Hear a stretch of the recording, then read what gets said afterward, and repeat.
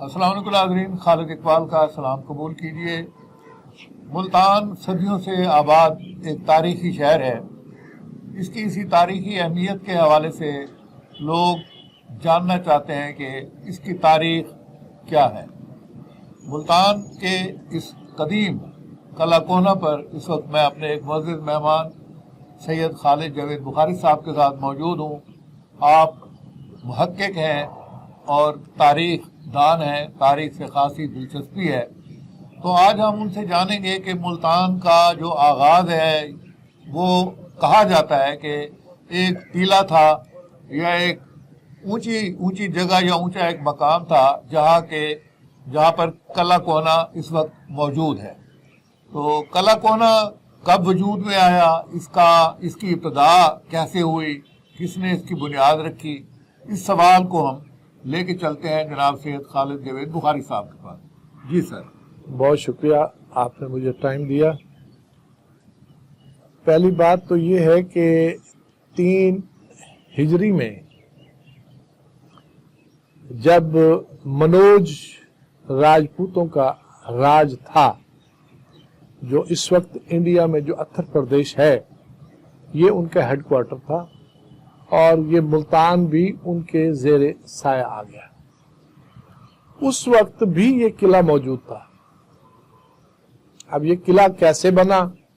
یہ 2 دریاؤں کا ڈیلٹا تھا، دریائے راوی اور دریائے چناب کا یہ ڈیلٹا تھا، یہ بنایا گیا۔ اور ان سے بھی کہیں پہلے یہاں پر اس وقت، کیونکہ یہاں پر قبل اسلام کی باتیں ہیں، اس وقت مسلمان تو نہیں تھے، اسلام تو نہیں آیا تھا، لیکن ہندو موجود تھے۔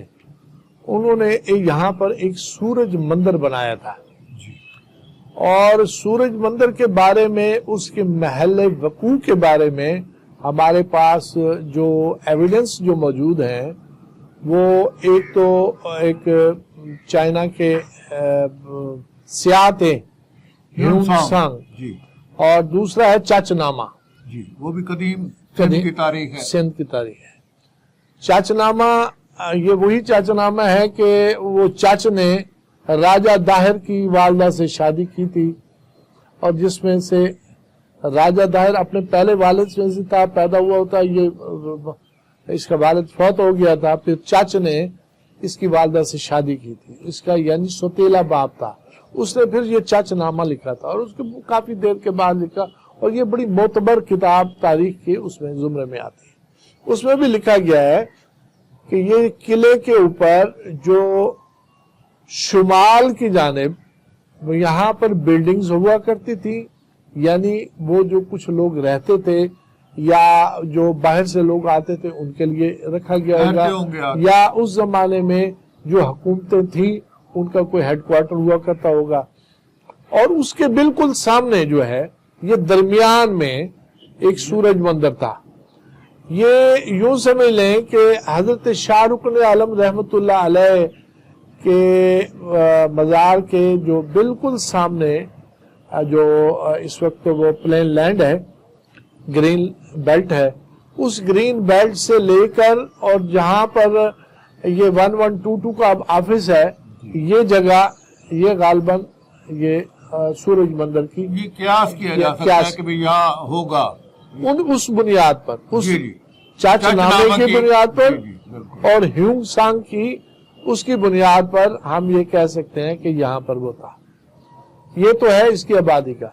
لیکن جس کنوج راج کے زمانے میں جو بادشاہ تھا ہرش وردھن، یہ ہرش وردھن کا یہ زمانہ تھا، اور جس وقت اس کا یہاں پر راج تھا، اور اس زمانے میں یہ بھی موجود تھا، لیکن اس سے پہلے وہ موجود تھا، اس زمانے میں بھی تھا، لیکن یہ کس نے بنایا اس کے بارے میں ابھی خاموش ہے، تاریخ خاموش ہے کہ یہ سورج مندر کس نے بنایا، یا یہ جب ڈیلٹا یہاں پہ بنا تو اس ڈیلٹا کو 4 دیواری میں کون لوگ لائے۔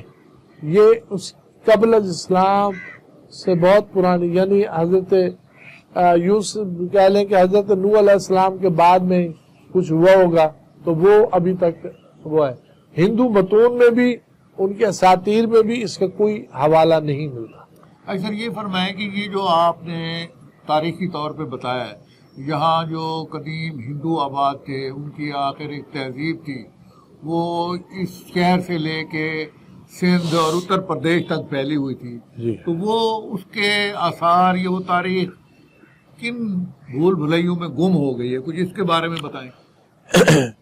کنوج راج میں عجیب سی باتیں ہیں کہ 3 سلطنتیں ہندوؤں کی تھیں، جس میں گرجر پرتیہار سلطنت ایک تھی، ایک چندیل سلطنت تھی، اور ایک راٹھور یا راٹھور بھی کہتے ہیں، رٹھور بھی کہتے ہیں، ان کی سلطنت تھی۔ یہ آپس میں کسی بات پر یہ ان کی لڑائیاں ہوئی، کس بات پہ ہوئی اللہ جانے، جنگیں ہو گئی۔ جب یہ جنگ شروع ہوئی تو کافی دیر تک یہ آپس میں انہوں نے ایک دوسرے کا بڑا نقصان کیا، اتنا نقصان کیا کہ کنوج راج جو ہے آخر ختم ہو گیا۔ اب یہ باتیں ہیں جی 11 عیسوی کی، 11 عیسوی کے اینڈ میں یہاں پر ایک مسلمان جو ہے وہ یہاں پر آیا اور اس نے آ کے پھر اینٹ سے اینٹ بجا دی۔ جب اس نے اینٹ سے اینٹ بجائی، جس کے بارے میں کہا جاتا ہے کہ سومناتھ کا مندر گرایا، فلان گرایا، فلان گرایا، اس نے یہاں پر آ کے سورج مندر کو نقصان نہیں پہنچایا، مذہبی مقامات کو انہوں نے نہیں، اس نے نقصان نہیں کیا، اس نے یہاں کا جو سونا چاندی پیسہ جو تھا وہ اس نے لیا اور واپس چلا گیا۔ میں محمود غزنوی کی بات کر رہا ہوں۔ اچھا، محمود غزنوی۔ اچھا، اس کے بعد محمد بن قاسم بھی آئے۔ محمد بن قاسم کی دیکھیں کہ اس نے بھی آ کے سورج مندر کو نقصان نہیں پہنچایا، انہیں اتنا ادراک تھا۔ اس وقت تک یہ دیکھ لیں اتر پردیش سے لے کر سندھ تک ایک حکومت تھی، اور سورج مندر جو ہے وہ ان سب کا جو ہے نا خرچہ برداشت کرتا تھا۔ سلطنتیں ایسی تو نہیں چلتی، اس کے لیے پیسہ چاہیے ہوتا ہے، تو اس کے جو مین سورس تھا وہ سورج مندر تھا۔ کہا جاتا کہ یہ جو مندر تھے ایک زمانے میں ایک طرح سے بینک ہوا کرتے تھے، یہ سورس تھے، انکم کا سورس تھے۔ آج بھی ہمارے جو خانقاہی سسٹم ہے یہ کیا حکومت کی آمدنی کے سورس نہیں ہے؟ بالکل ہے۔ آج کل بھی زائرین جو آتے ہیں وہ اس میں چندہ اور وہ عقیدت سے ان میں کنٹریبیوٹ کرتے ہیں، وہ حکومت کی آمدنی کے سورس ہیں۔ جی بالکل ایسے۔ یہ فرمائیں سر کہ آپ نے ملتان کو اپنے شعور میں، یعنی جیسے ایک تو ہوتا ہے نا بچپن، لڑکپن، ایک ہوتا ہے کہ شعوری حالت میں اس کو کیسے دیکھا، کیسا پایا؟ ایک تو آج کا ملتان ہے، آپ نے اپنے شعور میں کیسے اس کو دیکھا؟ میرے جب میں شعور میں آیا تو میں نے، میرا گھر کیونکہ قلعہ کونا کے بالکل پاس حضوری باغ روڈ پہ ہے، تو صبح کی واک ہمیشہ قلعے پہ کیا کرتے تھے۔ تو ہم نے یہ دیکھا ہے کہ قلعے کے ساتھ اتنی زیادتی جیسے کہ قدیم زمانے میں ہوتی چلی آئی ہے اور ہو رہی ہے۔ اندازہ کریں کہ اگر نسیم صادق یہاں پر کمشنر نہ آتے تو جو ہم قلعے کے راستے سے قلعے پہ آتے ہیں اوپر، تو یہاں پر فلت بھی ہوتا، بدبو تھی شدید، وہ اس نے آ کے اس چیز کو محسوس کیا، ختم کرایا۔ میں نے جو دیکھا ہے کہ اور والدین سے سنا ہے اور بچپن میں یہ سنتے بھی آئے ہیں، قلعے کے اوپر اثارات کمروں کے موجود تھے۔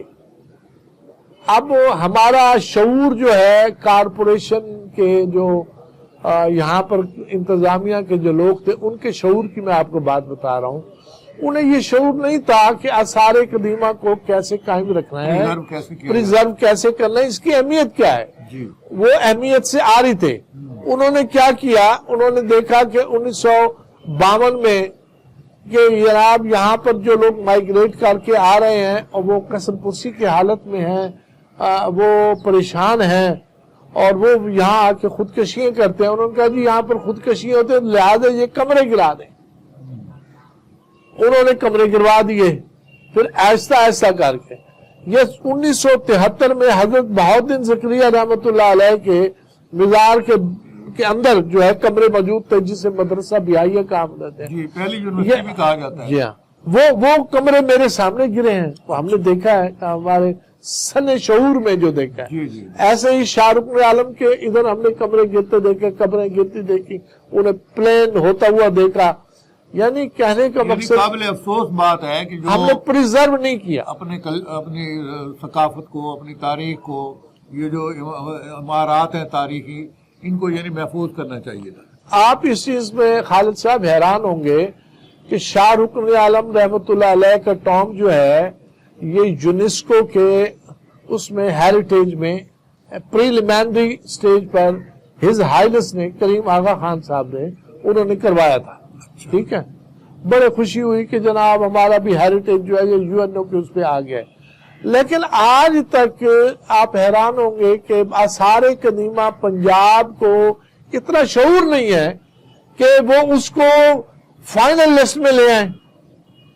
کیا فائنل لسٹ میں لانے سے کیا حکومتی اخراجات کم نہیں ہو جائیں گے, بلکہ پرزرویشن بڑھے گی, ان کی حفاظت کا ہوگا اور سارا کچھ ہوگا. پچھلے دنوں میں لاہور میں گیا ہوں, اب وارلڈ سٹی کا بڑا نام ہے, کبھی قلعہ لاہور کی باہر کی دیواریں دیکھی ہیں کس حالت میں ہیں. یہ جا کے دیکھنا چاہیے کہ دیکھیں سر جو پرانی چیزیں ہیں ان کو پریزرو کرنے کے میتھڈز ہیں. اب یونائٹڈ نیشن نے وہ میتھڈز دیے ہوئے ہیں, ان کو پریزرو کیسے کیا جاتا ہے یہ ایک سائنس ہے.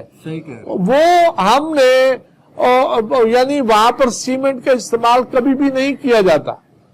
آج اس کے انہوں نے یہ اپنا چونا اور اس میں کچھ چیزیں ملا کے وہ ہوتی ہیں, وہ اس سے زیادہ مضبوط ہوتی ہیں سیمنٹ سے.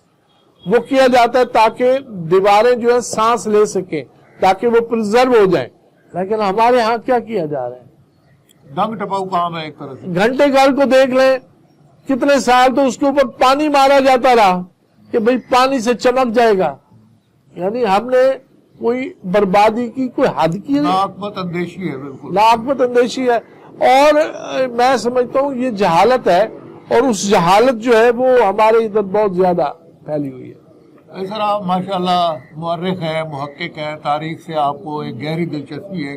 آپ نہیں سمجھتے کہ ملتان کی جو قدامت ہے, اس کی جو تاریخی عمارات ہیں, جو مقبرہ جات ہیں, ان کے لیے کوئی یا نوادرات ہیں, ان کے لیے کوئی میوزیم ہونا چاہیے ثقافتی, جس پہ ہم فخر کر سکیں؟ جناب اس پہ ہم تو 1981 سے یہ آوازیں اٹھا رہے ہیں اور بہت کچھ کیا بھی, لیکن اب سنا ہے کہ حضرت شاہ رکن عالم رحمۃ اللہ علیہ کے نیچے جو بلڈنگ جو نئی بنائی گئی ہے یہ ملتان میوزیم کے لیے بنائی گئی ہے, اور سنا ہے کہ یہ بہت جلد جو ہے یہاں پر ملتان میوزیم قائم ہو جائے گا. بہت اچھا.